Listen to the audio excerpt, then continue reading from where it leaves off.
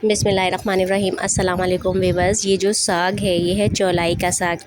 ये बहुत मज़े का बनता है। छोटे छोटे पत्ते हैं इसके, बहुत से लोग बनाते होंगे, लेकिन इसके फ़ायदे भी आप जानते हैं कि ये हड्डियों को मज़बूत रखता है, खून बनाता है और मैदे को भी दुरुस्त रखता है और बहुत ज़्यादा जायकेदार भी होता है। जिस्म की गर्मी दूर करता है, साथ ही शुगर और कोलेस्ट्रॉल को भी कंट्रोल रखता है।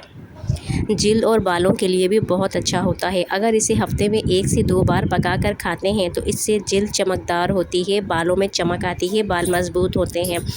ये हर तरह से सेहत के लिए बहुत ज़्यादा फ़ायदेमंद है, बहुत ज़्यादा महंगा भी नहीं है, सस्ता मिलता है।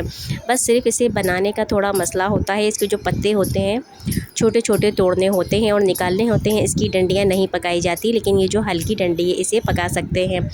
इसके बाद इसको बहुत से लोग साबुत पत्ते ही बना लेते हैं, लेकिन काट के बनाएं तो इनके अंदर जो जायका लेस होती है वो निकलती है और बहुत ज़्यादा मज़ेदार पकता है।